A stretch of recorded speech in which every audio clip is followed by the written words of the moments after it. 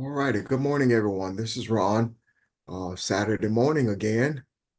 We'll go ahead and get started. I'm gonna do it a little differently today. Instead of if you don't mind holding your questions a little bit, if you have any questions this morning, uh, Sheldon had a great idea. I think on last Monday when we were going over a video that Richard had sent Pastor, and we were discussing it, and Pastor said what the video was about. We were discussing it, and Sheldon had the idea of playing it today and letting everybody hear it and kind of opening it up some more. So it's about, I think, 22, 24 minutes long. It's not very long, but instead of me holding my phone up to my laptop, he's gonna plug it in with Zoom, and hopefully it'll be clearer to everybody. Is that okay? You guys mind hearing it again? You good with that? That'll be great. Okay. So Sheldon, just whenever you're ready. And then we'll see what discussion we have and see what questions we have afterwards, okay?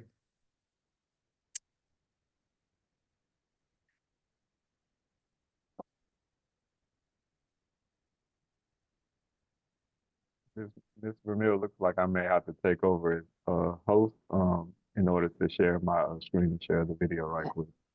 That's perfectly fine.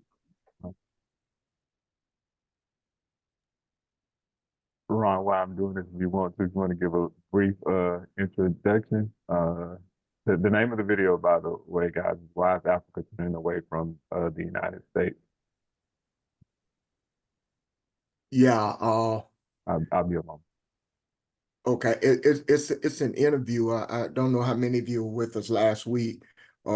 This young lady who, and I don't remember her title. I think she had at one time held a title of being ambassador of some country from Africa, maybe all of Africa. But in her speak now, she represents all of Africa. And we were listening to the interview because they were asking her questions about the conference that's supposed to be in America. And she was talking about how Africa has always been treated over the years by not only America, but throughout the world. And she's saying, it's time for an awakening. So very interesting words that you're gonna hear here. So Sheldon, you Yeah, good? I'm gonna have to. Miss Vermeil, I'll talk to you right quick into making me host to give me access.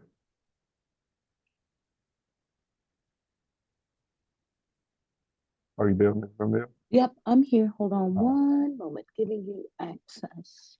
okay. Right. Where do I go Click on to do that? participants at the bottom. Oh, there we go. Okay. Uh, And then Go to my Sheldon, name. right? More and make host. Okay. Thank you. Thank you.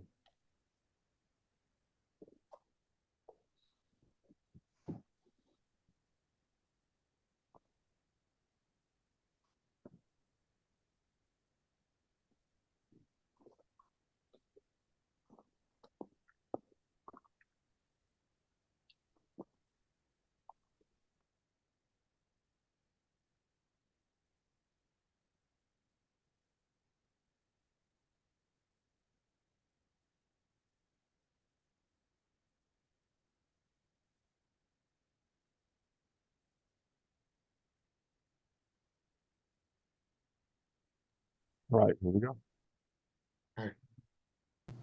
Hi, I'm Steve Clemens, and I have a question. Can President Biden convince African leaders that America is a better partner than China? Let's get to the bottom line.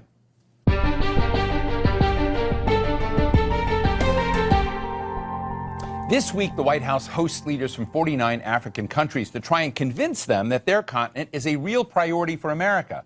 It's going to be a hard sell, since many Africans feel that Washington has treated them with a lot of benign neglect, more of a problem than an opportunity. A place that's full of precious minerals that we want, like lithium and cobalt, which America needs for its electric cars, but also a place loaded with security concerns and humanitarian crises and corruption. Meanwhile, Russia's kind of zoomed to the top as Africa's #1 weapons dealer, and China's trade with African countries has reached a record $261 billion last year. That's about 5 times more than the U.S. An African youth survey by Ichikovitz Family Foundation found that 77% of youth across the continent identified China as the most important nation for Africa's future, not the United States. Plus, China deals with whatever government is in place, no questions asked, while the U.S. cherry-picks its allies and offers lectures about democracy. So can the U.S.-Africa Leaders Summit here in Washington, D.C. turn things around? And what can America offer that Africa really wants? Today, we're talking with Arikana Chihombori Quao, the former ambassador of the African Union to the United States. She's also the founder of the Africa Diaspora Development Initiative, which aims to link Africans abroad back to the continent. Ambassador, it's such a pleasure to talk with you today. This big summit is going on right now in Washington, D.C. You're in Zimbabwe.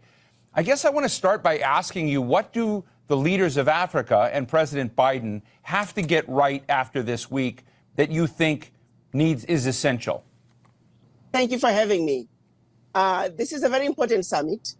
It's a conversation between the continent and the United States, a conversation that is desperately needed, particularly at this time in our history and in our life. The United States, let me start by saying, it still remains the most preferred trading partner for the African nations. However, like I used to tell the State Department and any engagements that we've had with the United States, I felt during my tenure that the United States was slowly losing ground, and they were risking losing their position as Africa's preferred trading partner.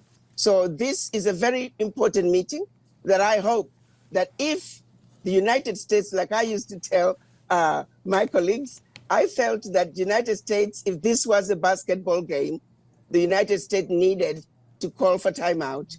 For U.S. needed to realize that this is a new game and it required new rules of engagement. Therefore, a need for the United States to re-strategize. I'm hoping that for a change, this meeting, the United States can begin to realize it's no longer business as usual. It's no longer a case of the United States saying, we make policy and we tell the Africans. That has got to change. It is a recipe for disaster. It is a recipe for the United States seeing itself losing its place as Africa's preferred trading partner. That's what makes this meeting very important. And I'm hoping that the US can call for timeout and understand that engaging Africa at this time, it is a new game that is calling for new rules of engagement. And therefore, it is time to re-strategize and treat the Africans fairly, treat the Africans respectfully, and treat the Africans as equal partners. You know, Ambassador, I think one of the things that I'm trying to be sensitive to is that we often over in the United States, as you know, and you were the ambassador of the African Union, tend to talk about a continent as opposed to individual countries and nations, of which there are 54. There are 49 heads of state here in Washington this week. And are we making a mistake? Is our ignorance on our side, from your impression of our ignorance, amplified by us talking about Africa so much as opposed to talking about Rwanda, Zimbabwe, Ghana? Should we be, is our illiteracy in this level so obvious that it's a real problem? And do these kinds of summits that bring everyone together do a disservice to that kind of getting to know each country more distinctly?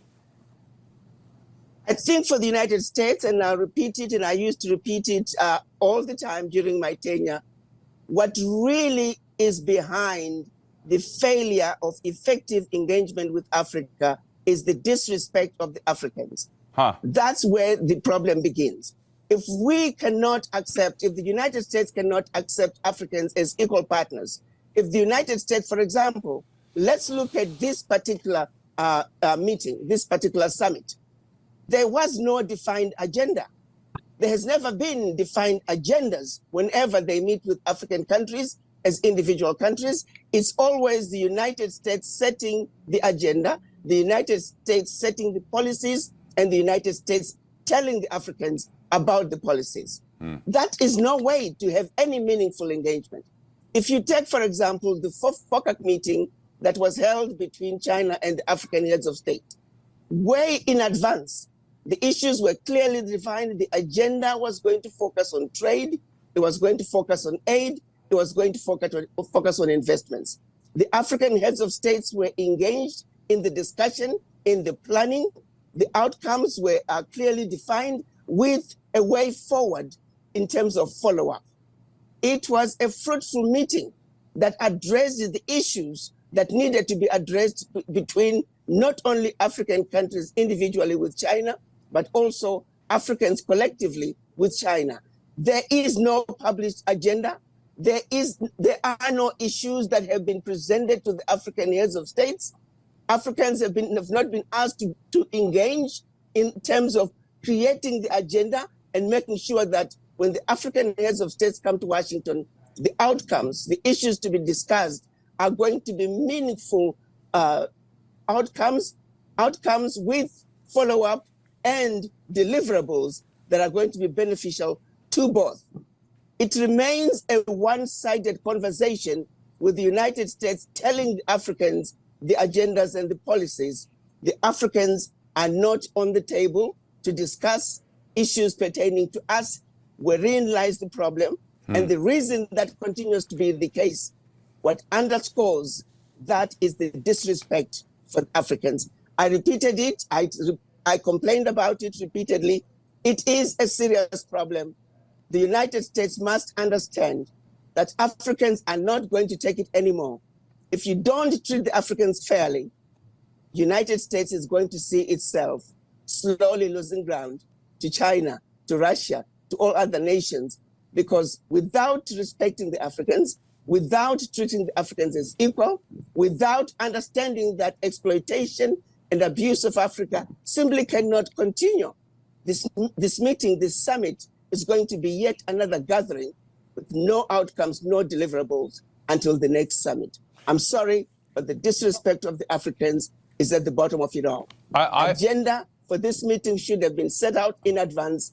Africans should have been involved. Without the involvement of the Africans in these discussions, this is a useless meeting. I'm sorry, but that is the fact. No, I am very grateful for your candor. And it sounds to be, I mean, I think there was a lot of criticism of the last summit like this under President Obama, that there was like no follow through. And, you know, it's one of the big questions I'm asking is, how do you make a big bang summit where everyone comes over? It's like checking off the box and say, okay, we've done Africa, now we can move on to other things. How do you make that something that's a more sustainable and a more continuous engagement of the United States with Africa? And what I'm hearing from you is, frankly, a lot of disappointment and you know, a lot of pessimism about what may come out of this summit.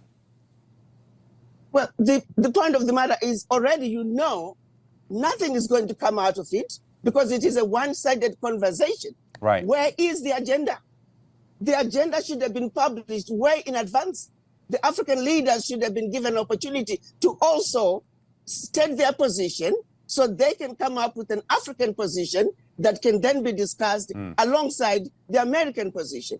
So the fact that it is a one-sided conversation, that is yet going to be another useless meeting with no outcomes. But again, I'm going to keep emphasizing the reason this is happening is because there is a disrespect for the Africans. There is a general feeling that we don't need to hear from the Africans. Their opinions do not matter. That wherein lies the problem. Why were the Africans not consulted? Why were the Africans not part of an agenda? Why was there not even an agenda like what happened during the FOCAC meeting with China? Those are some basic issues. No head of state. President Biden would not pick up and go to meet with any other leader in the world without an agenda. That simply doesn't happen. Right. So what makes the US think that they can engage African leaders without an agenda? Come to Washington, let me tell you what I want to do for you. Come to Washington, let me tell you what you need to do in your countries. That game is an old game. Right. It's not going to work anymore. To be honest with you, if I'm to speak the truth, I hope a lot of heads of states don't come because it is an insult. It is an abuse of the African leaders. It's a disrespect of the African leaders. Where is the agenda? Please respect the African leaders. Do unto them what you would want done unto you. So It's really a simple ask. let me ask you a question. You mentioned China and how China approaches this. I'm interested in what China gets so right. But is there a blind spot there? Are there problems in the China-Africa relationship from your perspective?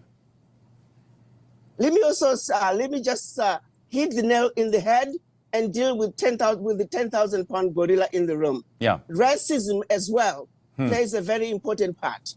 The disrespect of the Africans also goes back to a lot of the people who work in the US government, not all of them, but there's a significant of them who automatically assume that Africans do not know what they're doing. Africans need help. Africans need to be told what to do. And racism is also at the bottom of it all. We need to address the individuals who are going to be visiting Africa, engaging Africa. They must understand that Africans are equal to them. But when one goes to Africa with a sense of superiority, wherein lies the problem, because you are not going to engage those leaders who are going to come to the table as equals. You go in feeling superior, you come back feeling superior. That is not an issue with the Chinese. The Chinese are coming in. The Chinese, yes, if you don't negotiate with them and they win the game, then that's your fault. But they don't come in feeling superior. They understand that Africa has something they need. So they will come to the Africans. They will come and make sure that they let the Africans know that you matter to us, that our relationship with you does matter. That you don't get that feeling with the United States. You get the feeling that there's this sense of superiority, that you Africans, you ought to be glad that we are engaging you. You ought to be glad that we are inviting you to come to Washington. That sense of superiority, it has to change. Whether it calls for the United States to retrain their people as they engage Africa, but it is that which really goes to the bottom of why the engagements are not going to be as effective. They must take a page out of what Africa is doing. Let me say this. Chinese people didn't used to be that way, but they quickly changed their strategy. When they realized that the game they were playing was not going to work in Africa, they changed their strategy. And that's why, like I said it during my tenure, I'll continue to say it again. If this was a basketball game, the United States need to call for timeout. This is a new game, and it requires new rules of engagement. The United States must, first and foremost, make sure that racism is out of the picture. Africans are just as smart as anybody else. Africans are equal.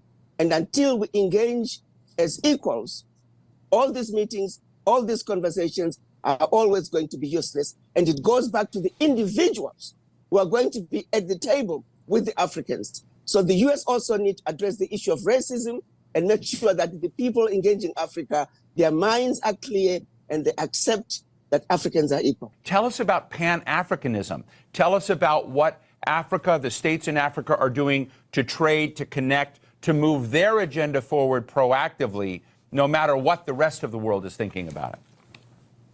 Absolutely. I have to say, if you were to go back to 1963, when our Pan-African fathers came together in the hopes of creating an Africa that spoke with one voice, an Africa that had one military, an Africa that had one central bank, one monetary fund, one stock exchange, and an Africa with one customs union.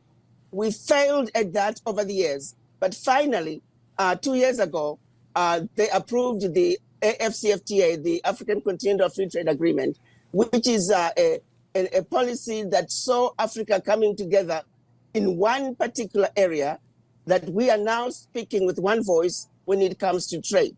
Yes, its implementation is a monster. Yes, its implementation is work in progress. But you can say of the issues that our Pan-African fathers met to discuss in 1963, finally, over 50 years later, we are able to accomplish the first one, which is being an Africa that's going to the world as one customs union. The spirit of Pan-Africanism, it has taken us a long time to really begin to come together, to dismantle the Berlin Conference, which of course, for those who think, oh, Berlin Conference is a thing of the past, think again. As long as we have a country called Togo, as long as we have a country called Congo Brazzaville, Eswatini, Malawi, those small countries, even Nigeria or the big ones, Kenya, Egypt, Morocco, they cannot survive on their own. As long as we're talking about the little bitty individual African countries, we are never going to realize the dream of a united Africa that speaks with one voice. And until we dismantle some of those borders, until we begin to wake ourselves up as a people, until we begin to realize that the colonizers and the rule of divide and conquer left us feeling inferior. Supremacy, white supremacy was introduced from the very onset. When the colonizers came to Africa, we were taught to believe that everything African was bad, everything European was better. And we still continue to suffer from that mentality. So yes, while we demand that the West and those who don't look like us Africans treat us equally, realize that we are human beings just like they are, we too as Africans, we have a lot of work to do on a personal level, where we must also believe, truly believe, that we are equal to everybody else on earth, and that we are capable. That also is a disease that we need to realize as Africans. Let's wake up and realize that white people are not superior to us. Chinese are not superior to us. We are just as good as anybody else. That is a serious challenge, because we still have people, even when you look at issues that we could stand up as a people and push back. You see ministers from the Western world going to Africa, and they basically can, I've seen them say some of the most ridiculous things to the Africans. Right. And instead of the Africans pushing back and saying, hey, hold it, this is not going to fly, instead the Africans are afraid, just inherently fear of the white person, without any, for no good reason whatsoever, except that we have been programmed to feel inferior. So on an individual basis, we continue to speak the gospel of truth. We continue to shed the light as to the brainwashing that the African has been put through, wherein lies the problem. When you look at what is being done at the World Bank, for example, the Bretton Woods institutions, the frivolous loans, countries that have never defaulted on their loan repayments, and right. yet they're still given large interest rates. Why? Countries like the United States that don't need any help, right. they get loans at 0 interest rates. You look at the issue. I'm glad President Biden, I hear he's going to be talking about having the AU as the 51st member of the G20. Well, let's also take it to the next level. Let's go to the United Nations. Let's have Africa, 1.4 right. billion people. They need to come to the table. Let's African Union be the 6th member of the 5-member UN Security Council. You can't just totally disregard 1.4 billion people because you've gotten away with it for centuries. Well, guess what? Game is over. Africans are waking up.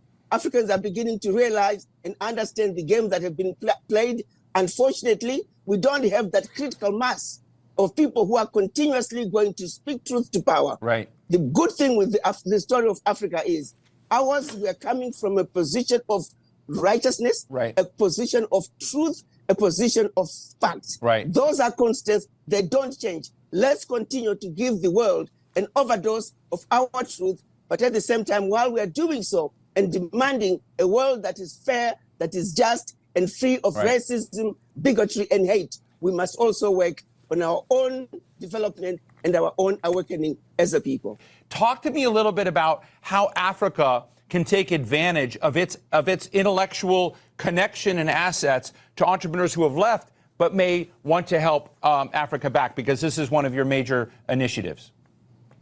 Absolutely. The brain drain that started over 400 years ago, when the best and the brightest and the fittest were taken out of Africa forcibly, and that is when the brain drain started. I want to make sure that is very clear. And when we talk about African diaspora, we're talking about all people of African descent living outside of Africa.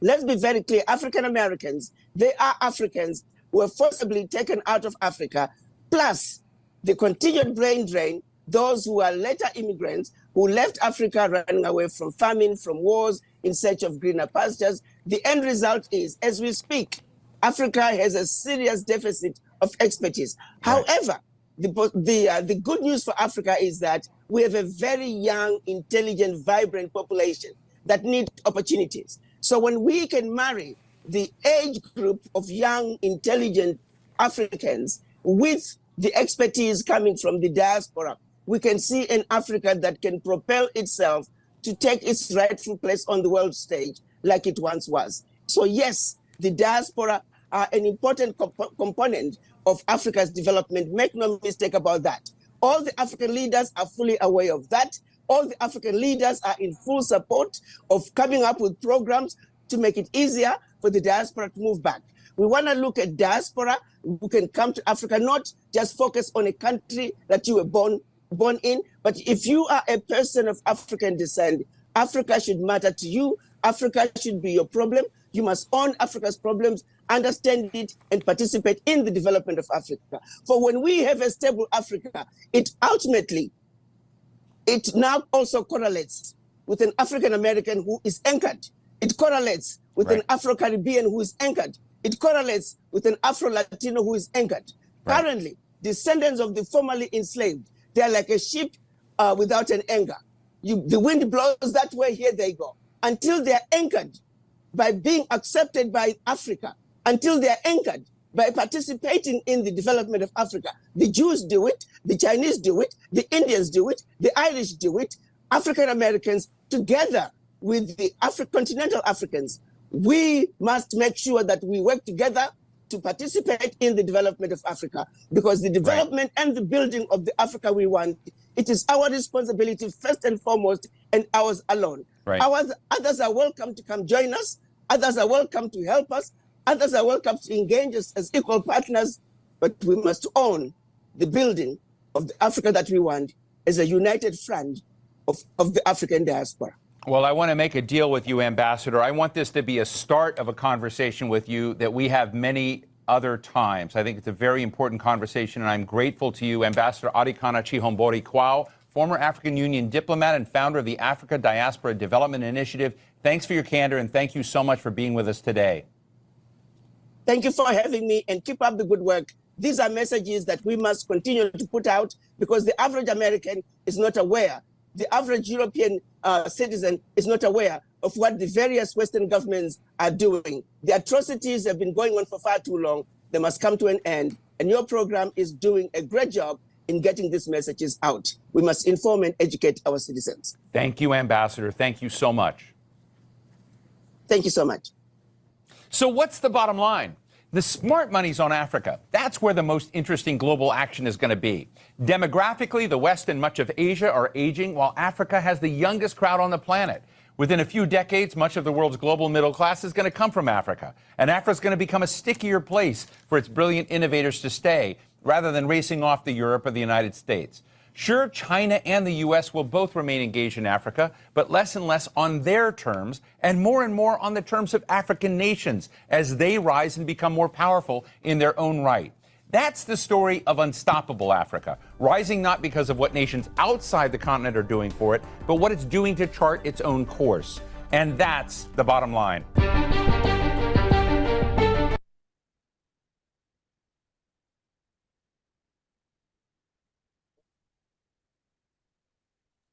Thank you.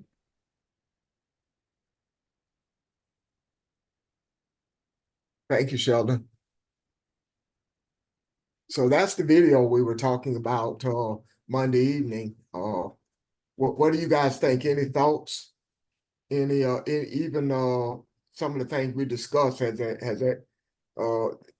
at it again? What do you think? What are your thoughts here? How did it make you feel?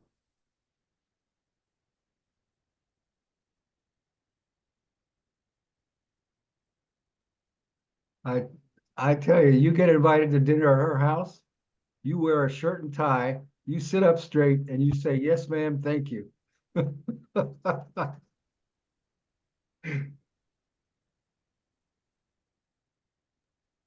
She is 1,000,000% correct about the way the quote unquote West treats Africa. I forget who said it, but there's another quote by, I think it was by a person from Africa, but he said, like, every time the British or the Americans show up, they get a lecture. Every time the Chinese show up, they get like a school or a hospital. America has zero capacity for true nation building, and two, no will to do any of that whatsoever. Now they have the resources, but we have no political or otherwise capacity or will to do any of that.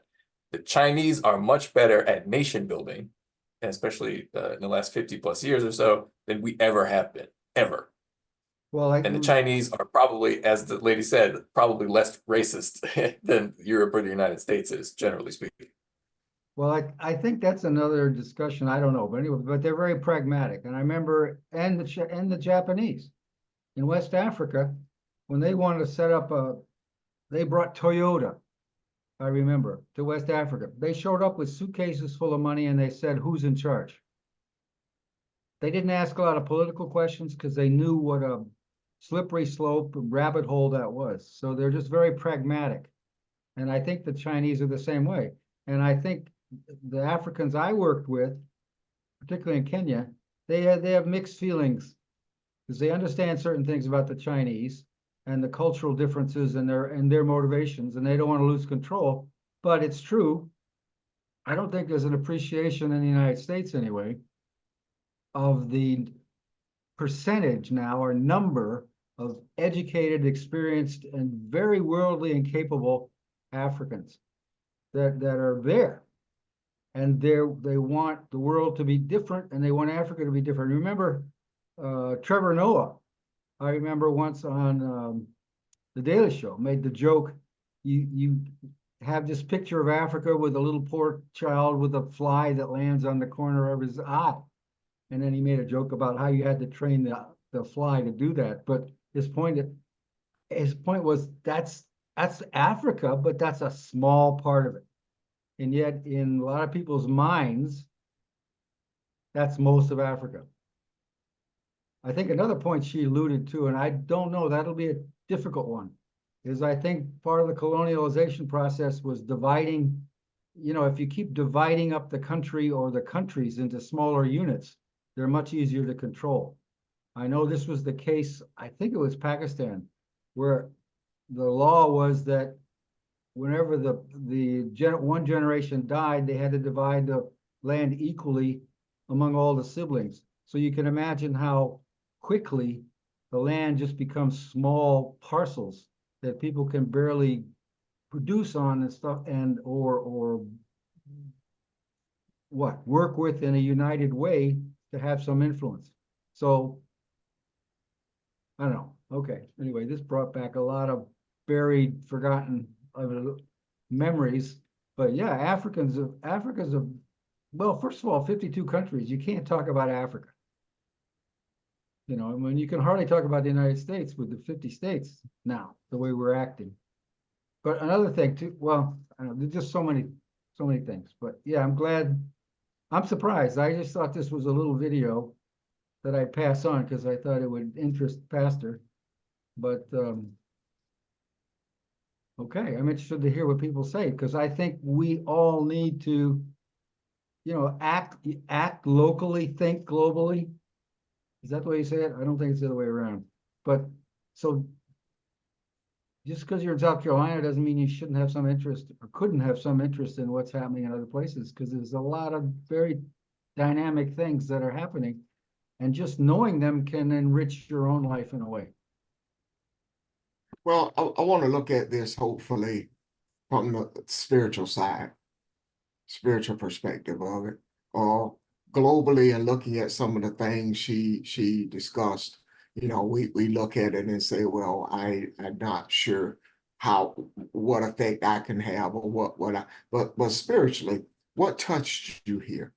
The thing that got me when she talked about the diaspora, but I want to hear from other people. I think we talked about it pretty much the other day, but did you hear anything new? What does this do to you when you hear this? Pastor mentioned that it describes where we are right now. So how does that feel to you? What does that mean to you as you heard this? Yeah.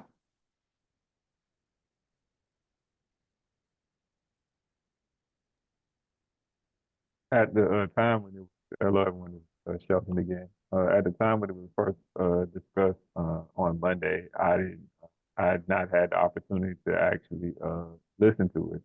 Yeah, But going along with what was said then, and my I don't want to say thoughts, but what resonated with me immediately upon watching it was um, the authority that she actually displayed in terms of like she was the adult in the room, and though she was stern as an adult, essentially speaking to the world, speaking to Western powers, etc., she still did it with compassion.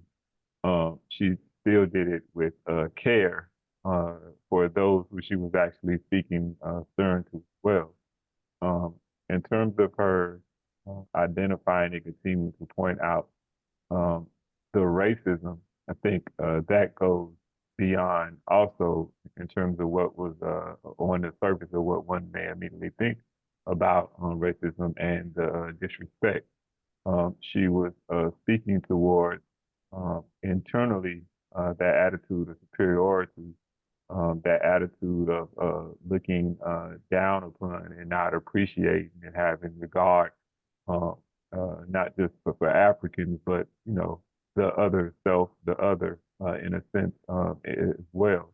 She was pointing out to work that needed to be done from the Western powers internally.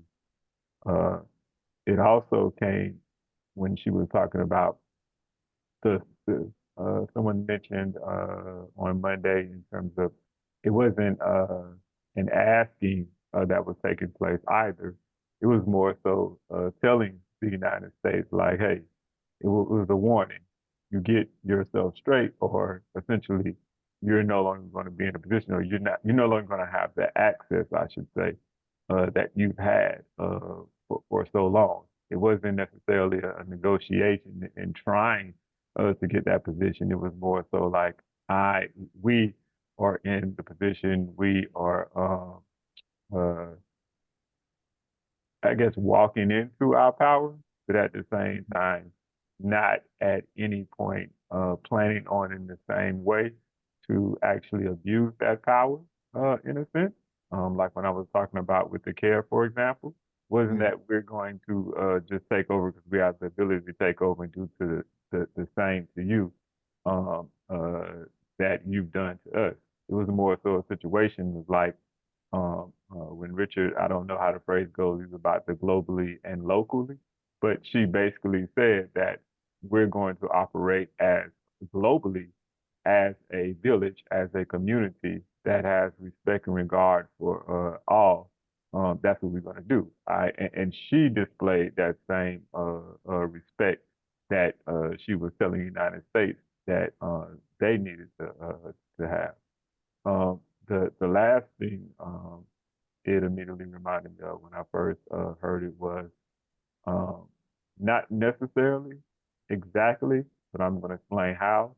The scene at the beginning of Black Panther, Wakanda Forever, when the Queen was actually speaking to the United States, and they had tried to steal the vibranium when they found out that the Black Panther was gone. It came more so like a position of still that same care that I talked about, but displaying that authority and a rightful position in terms of like I said, leading the world in um, growing spiritually that she mentioned, because that's what I saw with her inside yeah, of her speech. yeah. I'm finished. I agree with everything you said, Charlotte. And somebody pointed this out Monday night, the fact that it's a female's voice, female that's doing it. It almost sounded like she was saying, we're awake now. That the spell that you've had us asleep for so long is no longer working. We're waking up now. The part about the borders spoke volumes to me. the fact that she's talking about having one Africa and one voice and one agenda, that to me was extremely important. And I agree. I think all of it speaks to us in the direction that we're going in. It's almost like this thing is catching root and spreading. The other part was, I think it directly links together with all the other upheaval and all the things that are going on in the world. So all of it is an awakening. All of it is an uncovering. And, it's almost like keep doing what you're doing and stay tuned. So anyone else?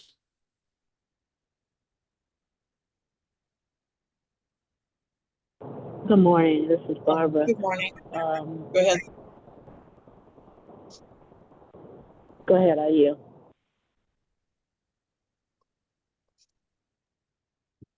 Well, this is Audrey. The thing that really caught my attention this time, and I think it did the first time too, but when she said, African Americans are Africans, Yeah. that really kind of hit me in the heart. Because we are so, just so divided about who we are. It seems like we need to know that we are Africans. And it's almost like when the mind and the heart are one, you can get some things done. So that really struck me. Anyway, that's all I wanted to say. But Audrey, she also talked about on that light, the youth of the continent, come and the education and experience that the African American have, bringing that together. How awesome that would be, and the world, the things that could create. I thought that was interesting as well. Yeah. Yeah, she's right. But because we don't identify as who we are, we don't see that as important, I guess.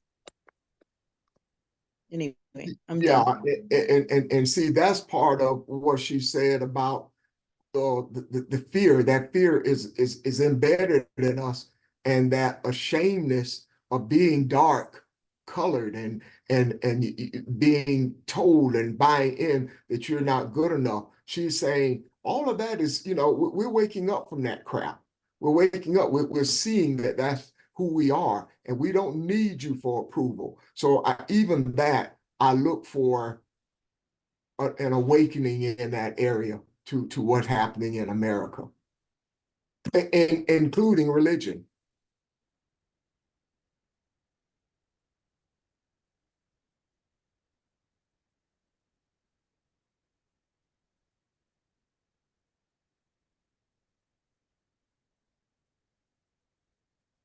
Anyone else? Yeah, I think it was significant when she related to the concept of being in the diaspora, is the concept of having an identity anchor. She mentioned being anchored in where you're from has a very sort of stabilizing and positive effect on your sense of self. And she said that when African Americans or all Africans in the diaspora can find a way to be anchored in something, well, essentially in Africa, then that promotes that feeling of unity and having a stable base that no longer requires the sort of idea that you need to pursue whatever the European tells you to pursue or tells you need to be, etc. And I think that is part of the reconstitution of the identity of the African human being that was shattered in so many different ways on such prolonged contact with the European views, essentially. Thank you. Thank you. Thank you, Nick.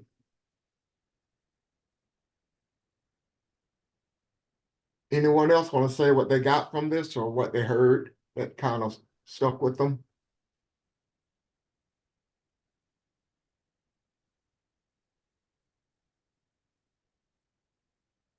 Hey, Ron. Hey, Ron, this is Charles. Hey, Charles. I heard what she was telling, especially the African American and the African from all the other indigenous country. I heard that she was telling them to wake up too, because Yeah. we've been having it. I ain't saying good, and I ain't saying it was all right in all the things that we went through, but it's telling the Africans over here, you're African too. I don't care if you came and got stolen and brought over here. And just like their schools and stuff is over here, and they're leaving Africa, the young people leaving Africa, come over here or in other country, go to school, and instead of they bringing it back to Africa, they stay in the other world country because they feel like there's nothing in Africa, and especially education. And not only that, when they blow up and get big here in the United States with that money, they turn back around and spend it back in the United States. I don't hear too many people taking what they learn and taking what they got, taking it back to Africa and building Africa up to the standard where all the nation would look up to Africa. They all looking down on Africa, even the African people. I feel that what she had said to everyone, wake up. Quit telling the Africans in America, wake up, because you've been asleep too long. And then the ones that ain't asleep, they blow to every wind that go. Make a stand. Be stable. And that's what I see in the instant. Like all these movie stars, these singing stars, these global companies. Africans do not help Africans, especially these ones over here. I got mine, you get yours. I got brought over here in slavery. I'm not no African no more. I'm American. They all blind. And the Americans, European or however you call it, is still, like they say, still got your feet on your neck. Just gonna do no further than I can let you go do. If they stand up and use their money like Mexicans, Chinese, they take it back to their own country, build their country up. Here, everybody is running, doing their own thing, and taking care of me and mine. Well, That's what I heard she was talking about. You're right, Charles, but that's no coincidence. And you bring up a lot of interesting points. The African in America has been isolated. The African in America has been brainwashed along with that fear that we talked about to believe in that Africa is some backwards place. As Richard talked about the little boy with the fly. That's all we see of Africa. All we see is the women carrying pots on their head, trying to get clean drinking water, bringing muddy water back to the village. All we hear talked about is trying to build schools and send medicines over there because everybody in the bush doesn't have anything. That's the Africa that we are fed. Well, that's a real part. That's still going on. Of course it is. I agree with that. But there's a lot more to it. Absolutely, that's a part. Than that. Nobody's really seeing the evolution the last, 2+ decades. They just see that part. And what I'm trying to get us to see, Richard, what I'm saying is the spiritual part of this, see the awakening and connect who we are, what we're doing here on this phone, the jobs that we have, the education that we have, all of that, in a sense, can be a hindrance if it doesn't allow you to see other people. If you use that to close yourself in and bring those same boundaries around, I've got mine, as Charles said. But they can also be used as something beautiful that we spread and open ourselves up to be a part of the whole universe, as we've been discussing. So everything that we are on this phone, collectively and individually, it's no coincidence that video came to us. That's the part I want us to see. And that's the part that we're discussing. Those boundaries are there, but we can't erase them, as she is saying. That is possible.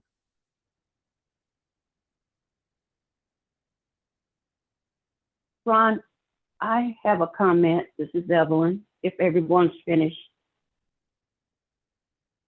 Go ahead, Evelyn. Hello? Yes, ma'am. Well, too, Barbara, I think Barbara was going to speak earlier. She yielded, so I'll yield to her first. Thank you, Evelyn. The only thing I wanted to say additionally was that, we talk about this thing of coming correct when we come to a situation. Well, that's what this lady with authority was saying. You will come correct. And if you do not come correct, this is not going to be transactional for you. We have something that you need. And if you don't come correct, come with the agenda. Come understanding and respecting that we are equal partners. Not that you have something that we need only, but we have something that you need as well. So if you don't come correct, you're going to lose your status as a priority, as a preferred trading partner. And so she was establishing and resetting those rules of engagement, if you will.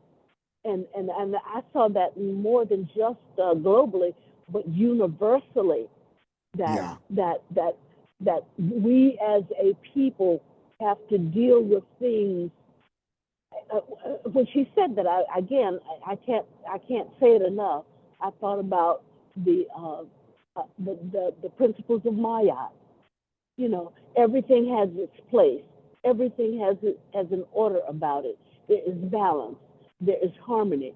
And when we all treat each other and not only people, but things with the respect of its place and its order, that everything falls into line and we come correct with nature, we come correct with the universe, and therefore we get the benefits of the goodness of the universe when we treat everything with the respect that it deserves. Thank you. Thank you. Thank you.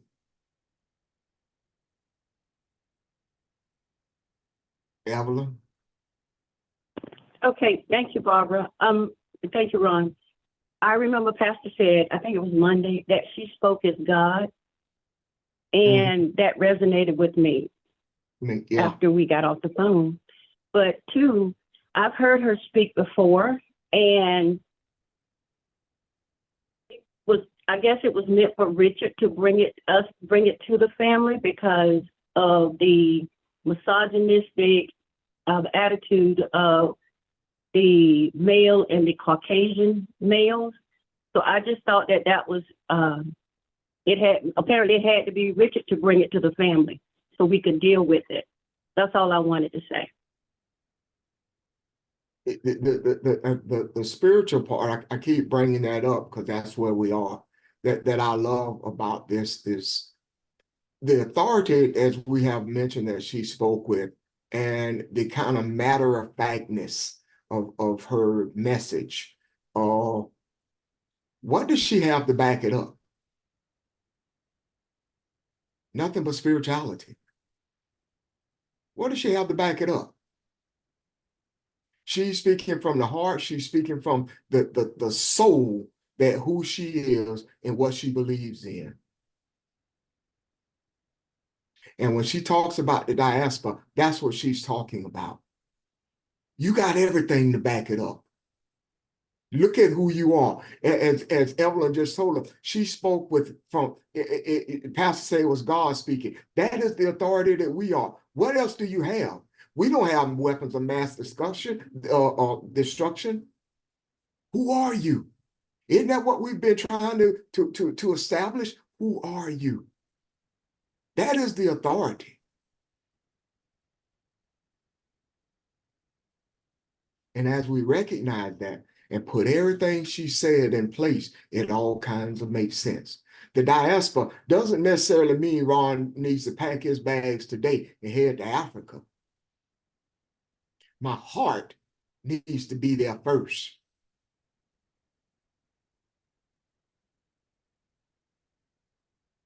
So as we look back at this, one of the other things I thought about is Habakkuk. When Habakkuk say, how long, how long, how long?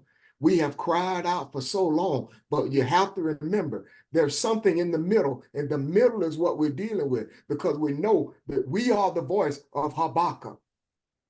We are the voice of Habakkuk, and we are also the voice of Elohim that answers. But what is it that takes place in the middle?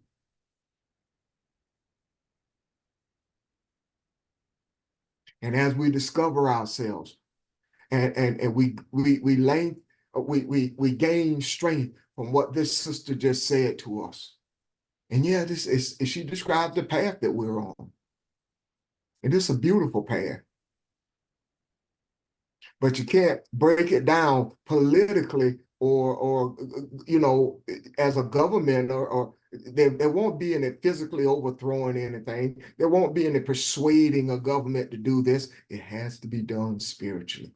That is the weapon of knowing who you are.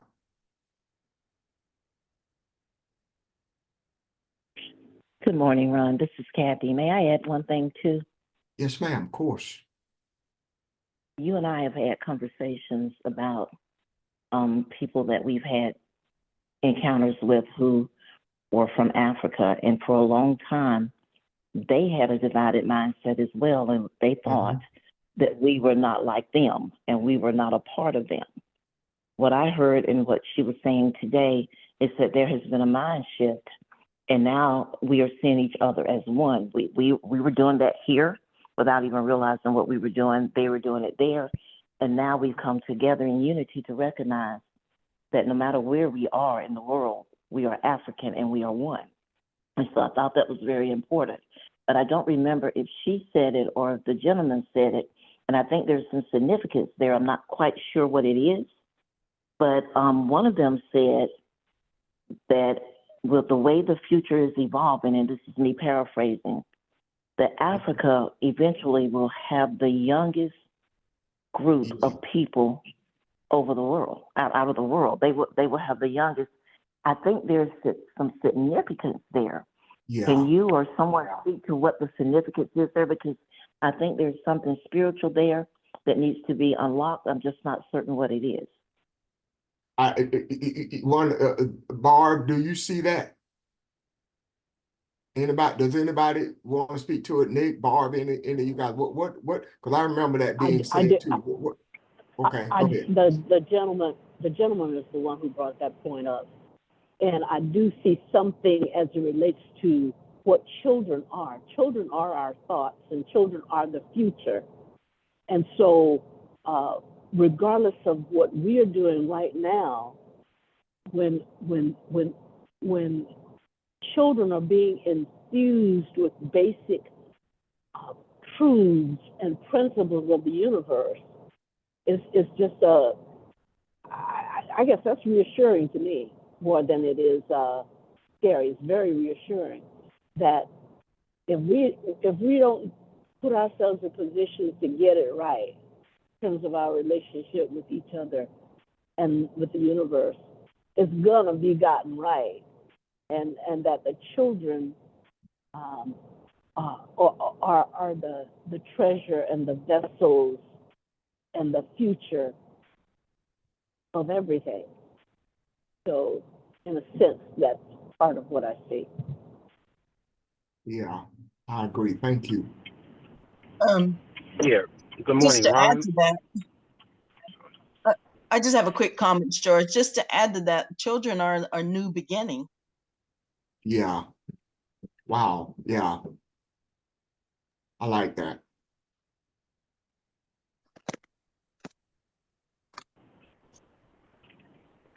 Yeah. Good morning, Ron. Good morning, everyone. Hey, George, how we doing? I'm doing fine. I just wanted to respond in reference to what Kathy mentioned. That there's those of us who have had the opportunity to know Africans, to meet Africans as we are today too, but actually from the native land.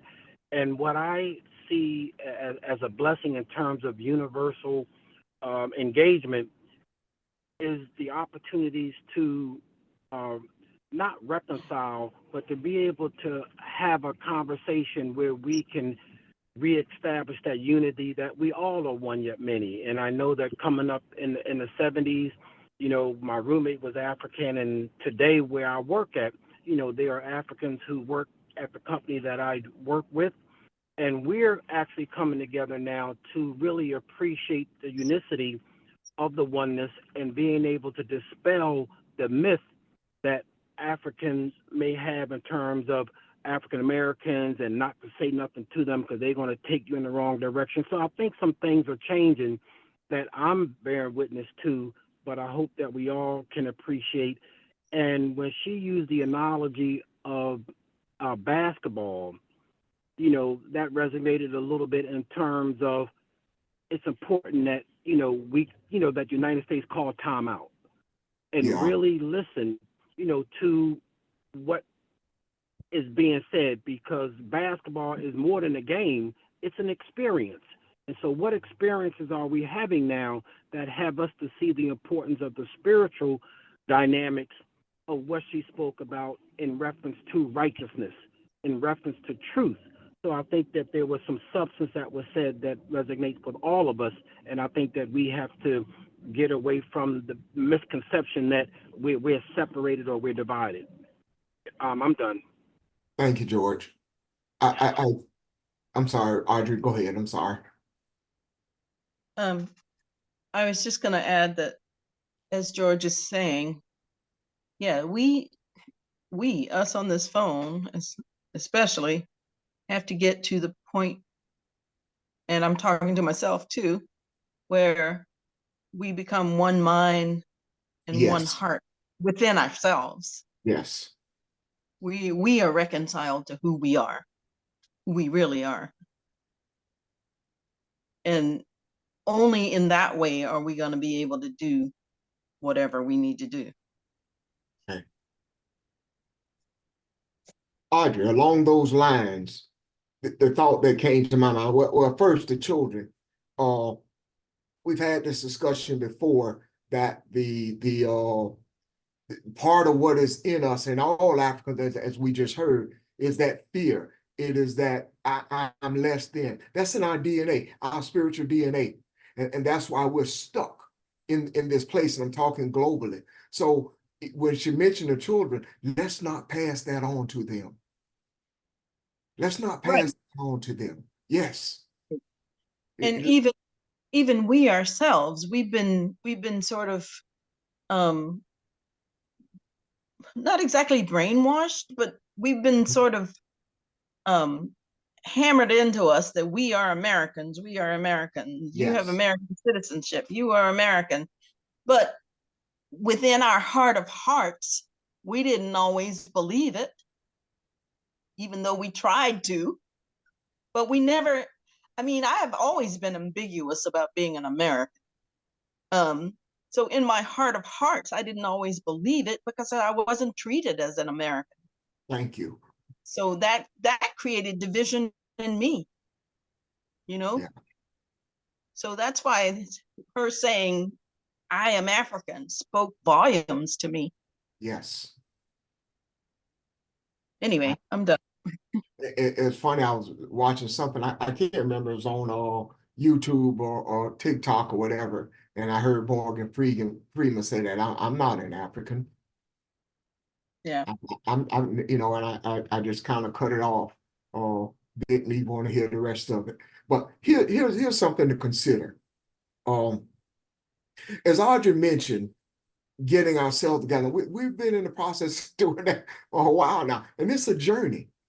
But look at where we are. Look at where we are. Let's take advantage of this. Let's be like-minded. Who are you? What do you see yourself as? Not just being an African, but spiritually. Being the spirit of the globe. I take responsibility for life, for harmony, for peace, for beauty. And if we all take that, when this summit comes, where will we be? And I'm talking to the spirit on this phone, people on this phone. How do we influence this thing? What do we do? Do we have a responsibility when this summit comes about? What do you see there? Or is that just a ridiculous thing? One additional thing. I'm glad Kathy brought up the issue of the importance of the children. I don't know if you've read lately that births nationwide, but not just nationwide, globally, are plummeting. Birth rates are really going down. And so that just even brings into focus more of what the ambassador said, that they have the youngest group of people in the world on their continent at a time when birth rates globally are plummeting. So that is essential to understand that regardless of where we are on this journey, that what's going to be is going to align itself, and that alignment is through Africa. Yeah. And Rod, I was thinking too, as we were speaking, when you look at scripturally, the younger generation, when it was time to enter into the quote unquote promised land, and the spies went to look, and they saw the land was flowing with milk and honey, but the others saw the giants. And those who saw the giants did not enter into the promised land. It was that new generation who could see beyond the giant. Yeah. And if America has been the giant and has always saw itself as the giant in comparison to who the African is and ruling over the African, to me that says this mindset is going to die in the wilderness, and the next generation will come together in harmony and do what needs to be done to bring balance and the peace and harmony and the loving kindness that was supposed to be from the beginning, that was from the inception of time until the European messed it all up. I see, for some reason, I see those children as being that generation who will step in, and like George was saying, it's time for the pause. Take the time out to reassess things. And if you don't do that, you will be the giant that will die in the wilderness, and the next generation will walk into the promised land, so to speak. And I'm paraphrasing, of course, promised land, but understanding the importance of Africa as being the promised land, if that makes any sense.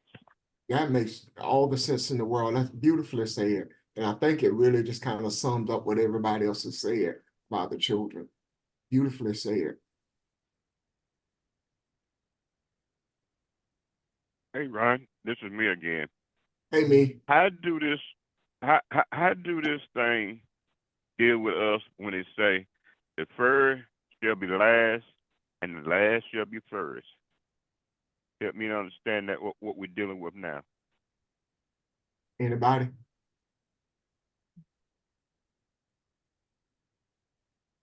I might be able to help with that. I think it has to do with the things you prioritize last are actually the most important. And so to reawaken to a sense of spirituality, a sense of unity, you have to sort of invert your confusion or ignorance and your own misdirection, I think. So it just means I think it's similar to the concept of the stone that the builder refused, or the concept of being a thing that was rejected out of ignorance and selfishness being the thing that is actually the most important. So in saying that the first shall be last, the last shall be first, it is a recognition that the thing that we have ignored or treated horribly is actually the most important thing, and we must reverse that way of thinking or that relationship, is what that means to me. So tie that into this, Nick. Tie that into what we just discussed, if you don't mind.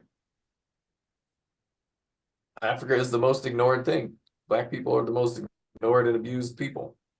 And they are, as you said, as we probably stated before, the strongest connection to the creator in the earth.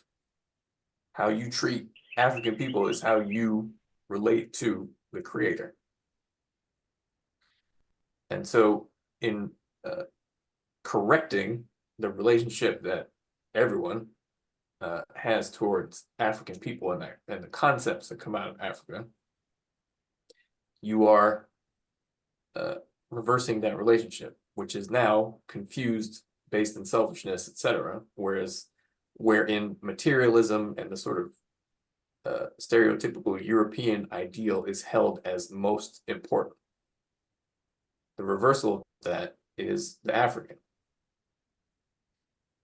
And the sort of in concept, the African values, spirituality, etc., are then returned to the position of most important or held in high priority. So it's simply a reversal of the confused way that humanity has been attempting to, in particular Europeans, and that mindset has been attempting to enforce itself on the world, or at a most basic level, that way of relating to reality is the most confused, or the one containing the most confusion. And so it needs to be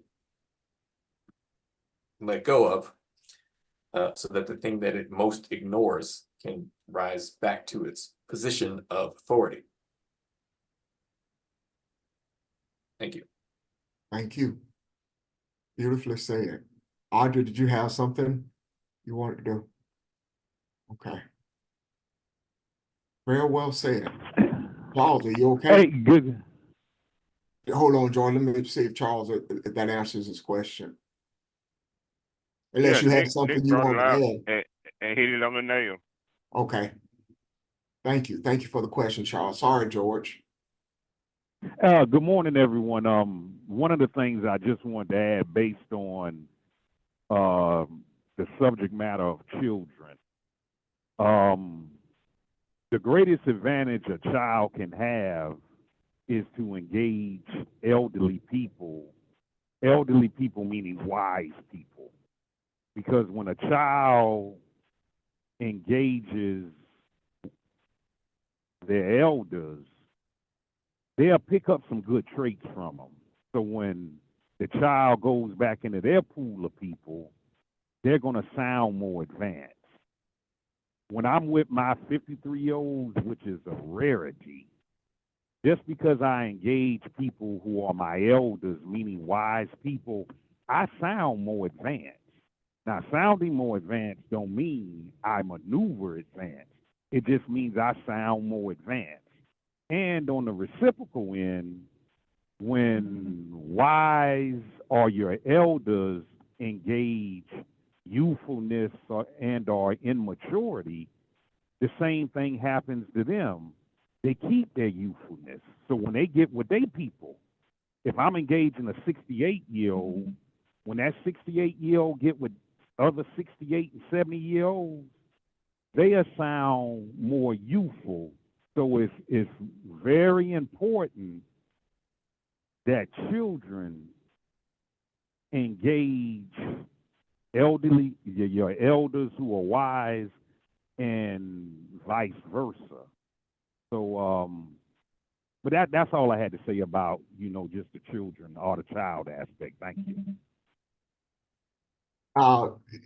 Actually, I think she sort of covered that when she talked about the diaspora and us coming together.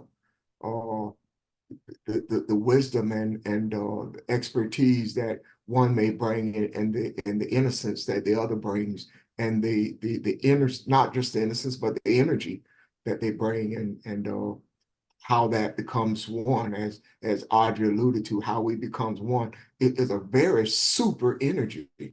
It's something that is very powerful in the earth, and so that speaks to that to me. So yeah. Anyone else? Spiritually, the Africans are the elders, and the Europeans are the children. They're the badass kids. Yeah. And that is exactly the relationship that has to be repaired. And the wisdom that comes from understanding that relationship is what is, part of it's completely ignored. But anyway, thank you. Thank you. Beautiful discussion, y'all. Is there anyone else? I don't want to stop anybody. I think at the beginning of this, I said to you, if you have any questions, we were going to go to this because it was a continuation of Monday. And again, I apologize for that because we didn't get a chance to come back to them. But if you have some questions or you had questions for today, please bring them up tomorrow. And, we'll eventually get to them. But one of the wonderful things and the beauty I like about what we do, you may have something planned, but you don't know what you're going to talk about. You never know which direction it's going in. So I think this was very timely, purposeful, and brought us more clarity than we did last week. And thank you, Sheldon, for the suggestion in doing this. Anyone else, anything else? I want to make sure don't leave anybody out. Great lesson. Thank you. Look forward to seeing you guys tomorrow. Have a great day. Thank you, Ron. Thank you. Bye, everyone.